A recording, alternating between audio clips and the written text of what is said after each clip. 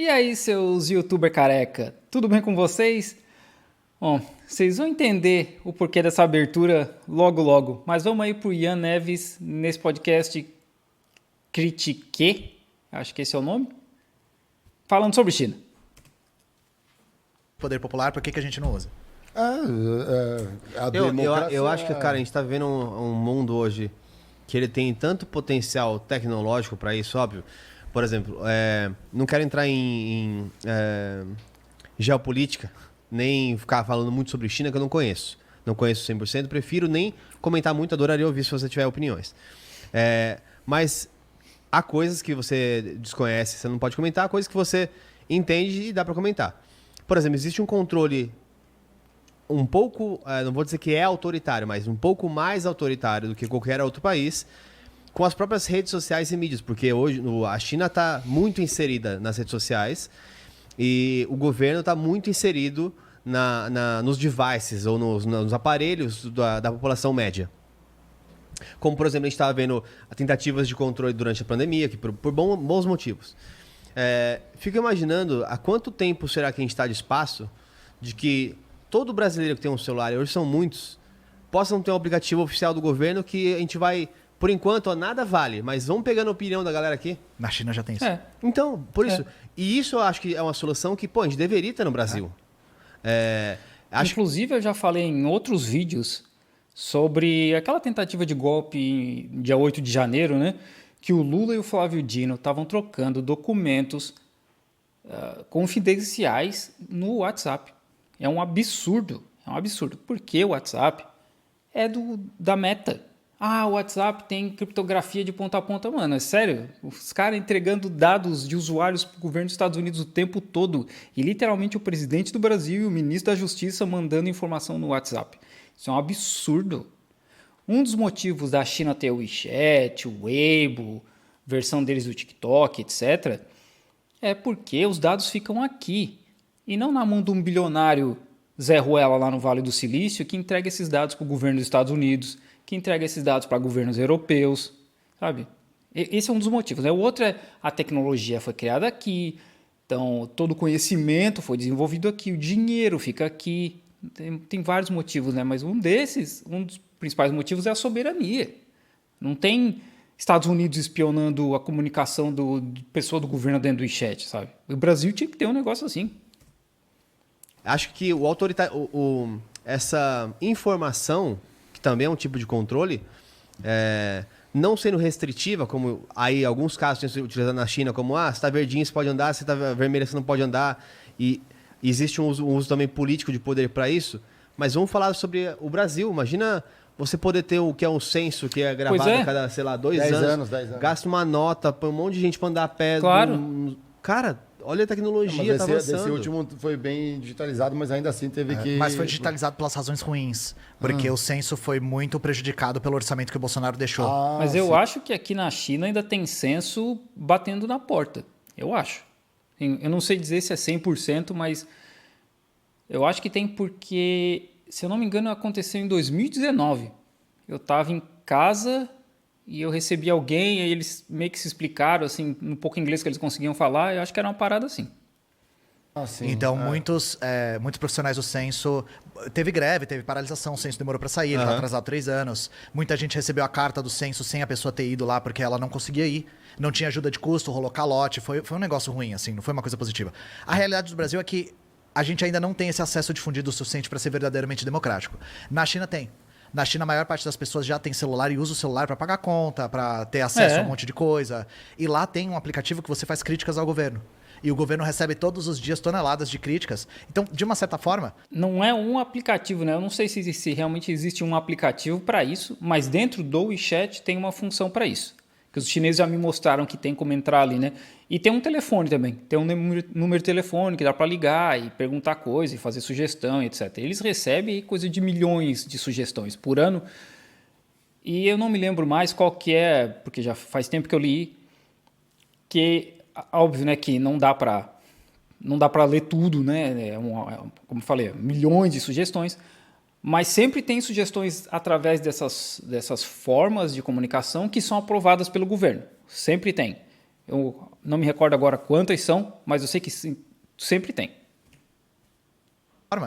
Se a gente olhar para um certo lado, a China é mais democrática que a gente. Se a gente olhar para outro, é menos. Depende, porque isso não é uma coisa É como encerrada em usa si. depois, né? Mas aí o que eu queria falar também a respeito de autoritarismo é autoritário. Mas quem disse que isso é algo ruim? Pois é. Quem disse que isso é algo ruim? Porque a questão da autoridade ela é uma questão muito dialética. Existe um texto clássico do Engels falando sobre a autoridade, que ele basicamente fala assim: a nossa existência humana é muito autoritária. Você precisa comer e tem que ser hoje. Você precisa trabalhar para comer hoje, você não tem escolha, sabe? Você precisa ter onde dormir. Então, existe uma certa autoridade da nossa própria existência e organização social que faz com que a gente seja obrigado a fazer certas coisas, que não tenha arbítrio certas coisas, para a gente simplesmente conseguir se organizar. No caso da China, a internet é cerceada de forma autoritária? Sim. Sim. Só que a questão é, você precisa analisar se você acha isso ruim ou bom. Eu conheço chineses que são muito críticos do Partido Comunista, são críticos da forma como o Mao Zedong controlou a China ali no fim da vida deles, anos 60, anos 70. São realmente muito críticos, né? Mas tem um ponto, assim, que das pessoas com quem eu já conversei, óbvio, né, que eles não são a China inteira, que todo mundo meio que concorda, que é a China não cai mais na mão de colonizador safado. Não cai mais. Sabe? Eles tiraram a China das mãos dos colonizadores. Que eu sempre falo, né? Pô, tinha francês, britânico, estadunidense, italiano, Império Austro-Húngaro, Japão, Rússia. A China foi dividida por um monte de países. E para eles, o que o Partido Comunista fez, isso não acontece mais. E parte dessa questão da internet é isso também, como eu falei, soberania. China tem soberania na sua internet, não fica dependendo de americano safado. Tem muita gente feliz em ter... Eu acho ótimo, em ter tô sendo sincero. uma liberdade muito mais cerceada, mas ter condição de comprar o que quer, ter uma casa, ter coisas... Eu entendo isso também. A China... Assim, é que a gente vê muito esse discurso com o monarque na internet brasileira, né? Essa galera que fala que, porque a liberdade... O Bolsonaro falava isso também, né? A liberdade é mais importante que a nossa vida. Mano, se não tem que comer, de que adianta poder xingar o governo, por exemplo, né? Vem muita gente falar assim, porque aí na China você não pode xingar o governo. Mas quantas pessoas estão passando fome na China, quantas estão passando fome nos Estados Unidos? Proporcionalmente, né? Ou no Brasil. O que é mais importante? A gente precisa comer, a gente precisa ter água, a gente precisa ter casa. Isso é muito mais importante. Quando você tem isso, você começa a pensar no resto. Mas não adianta nada o cara morar numa barraca, nas ruas dos Estados Unidos e dizer, que legal, ele pode xingar o governo. E aí vai comer o que amanhã? A China conseguiu frear o desenvolvimento de um movimento fascista dentro da internet. Diferente do que foi aqui no Brasil, e nos Estados Unidos, e na Europa, e em boa parte do Sudeste Asiático. E ela fez isso cerceando as redes sociais. Não deixando entrar Twitter, não deixando entrar Facebook, não deixando entrar YouTube. E dá pra você... Sim, mais ou menos. Porque tinha, né? Tinha Facebook aqui na China, o Twitter nunca tentou entrar, tinha Instagram, tinha WhatsApp, era tudo liberado. Por vários motivos, né? O Facebook, como eu já falei várias vezes, os grupos terroristas em Xinjiang se organizavam no Facebook, a China pediu, o Facebook faz alguma coisa, Facebook, né? Como eu já falei, trabalha com o governo dos Estados Unidos, cagou e andou, a China cortou o Facebook daqui. Quando o Instagram foi comprado pela Meta, né? Que é do Facebook, não tinha mais Instagram. Quando o WhatsApp foi comprado pela Meta, acabou o WhatsApp. Mas tinha tudo. Tinha Wikipédia, tinha Google, bastante tempo atrás, né? Tinha tudo. Até a hora que a China foi vendo que estava indo contra os interesses do país. Dá pra você acessar isso, é que é louco. Você consegue acessar todas essas redes. É só você usar VPN. E eles sabem que você usa VPN.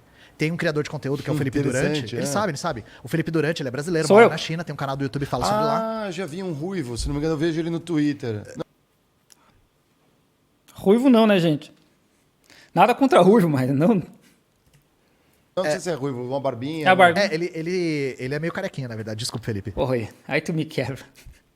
Aí depois tu vem me mandar mensagem no WhatsApp perguntando dúvida da China e fica me chamando de careca no podcast dos outros. Mas ele mora na China. Loiro, talvez. Não sei. Ele tem o cabelo meio ralinho, assim. Porra. Sim, você tá me forçando a falar coisa Careca-fobia. Calma. Não, aí o cara tava falando da cor do meu cabelo e tu tá me chamando de careca. Calmo, Ele é calmo. calmo. Sabe, Oi, Ian, você Você faz inveja com a sua vasta cabeleira, não é? Todos eu Eu tô cobrindo as adoraria. entradas aqui, eu tô cobrindo a entrada. Tá cultivando. Tá cultivando. Mas o Felipe, ele mora lá, ele tem um canal no YouTube, ele fala frequentemente mal da China e o governo, às vezes, É que eu falo mal, né? Eu critico algumas coisas aqui, né? Falar mal, pra mim, é simplesmente xingar sem motivo. Quando não tem motivo pra falar alguma coisa, vai falar mal. Eu critico coisas aqui, né? Principalmente a questão da pandemia, etc. mensagem pra ele no chat falando assim, porra, Felipe, da hora seu vídeo aí, hein? Tipo, agente do governo, Que sabe? louco! E aí ele eu já já fui fala- impactado por ele, acho que no Twitter. Ele fala no Ele Twitter bastante refutando uma também. galera falando besteira da China. Ele fala muito- Isso aqui não é assim. Aí ele vai lá, faz um vídeo, tira uma foto. Ele bate boca com aquele professor Rock o tempo todo lá, porque o Rock fala um monte de besteira sobre a China e ele mora lá, ele vê, sabe, as coisas. Assim, o Rock eu me divirto.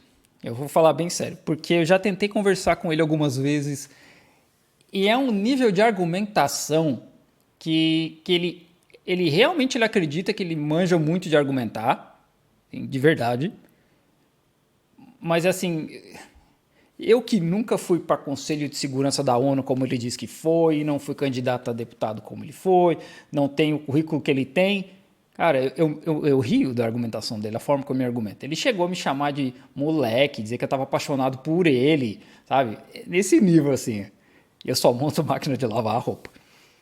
Mas o que eu posso fazer? Eu me divirto. Né? Então, tipo, não pode ter Ele WhatsApp. trabalha numa empresa na Ele China. trabalha, ele é engenheiro. Sim.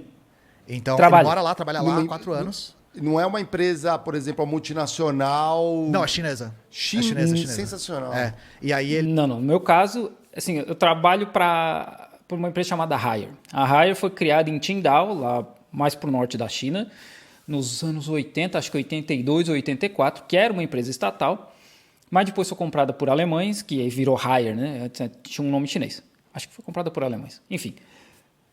E é uma empresa chinesa aqui. Eu trabalho para a Haier Europe, que é a divisão europeia dessa empresa. Então, eu não tenho ligação trabalhista com a Haier da China. A gente tem contato, visita as fábricas dos caras e tal, mas assim, se a gente faz um evento da nossa empresa, ou qualquer coisa do gênero, é para a parte europeia. O nosso RH é europeu, o nosso sistema de RH é europeu, sabe? É diferente. A gente trabalha menos horas por semana do que o pessoal da Haier da China. Então, tem várias coisas que são bem separadas. Aí eu entrevistei ele no meu canal lá, ele fala um pouco como ele foi parar lá. Legal. Mas aí ele falou, eu faço vídeo no YouTube, o governo Sim. sabe. Eles não querem só estimular que as pessoas usem essas redes sociais estadunidenses. Claro que é mais lento, e todo mundo usa o WeChat pra tudo, todo mundo usa outras plataformas pra tudo, mas eles sabem que você pode acessar VPN e usar, não tem problema. O que Bom. eles não querem é que a sua avó vire fascista. Basicamente isso, sabe? Então eles controlam. E aí O lance do VPN, antes que alguém venha me falar, porque eu conheço alguém que mora na China, porque eu já fui para a China e não sei o que. Assim, ó, tem VPN na Apple Store. Já vamos começar por aí. Tem VPN na Apple Store. Não tem os principais VPNs, como Astrio, ExpressVPN, Nord, esses não tem. Mas tem VPNs na Apple Store. Os que o governo autoriza. Não interessa, porque essa não é a discussão.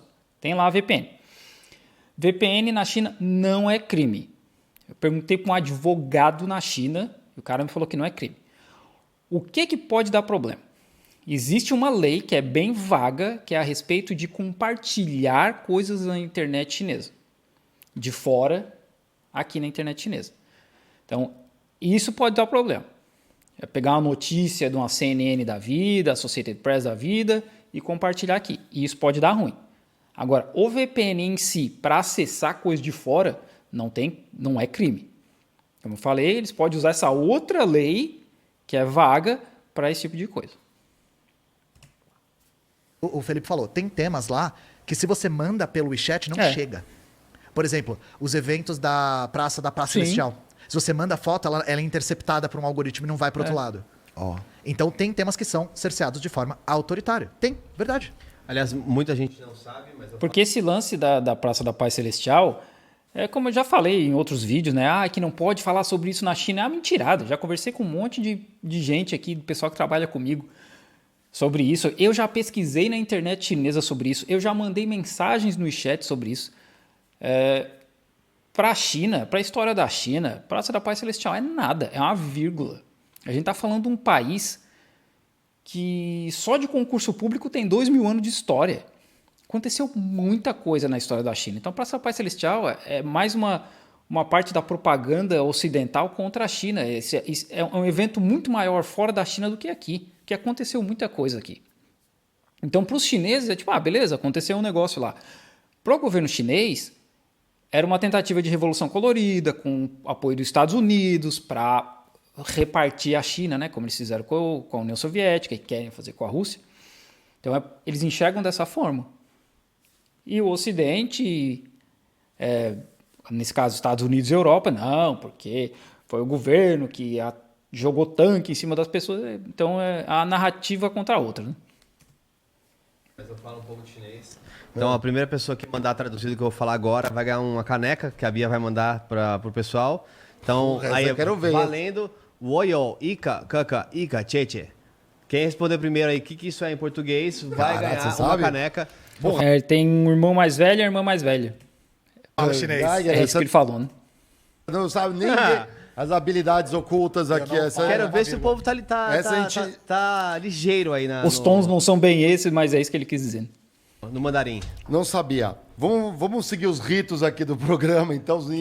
Mas é isso aí, né, gente?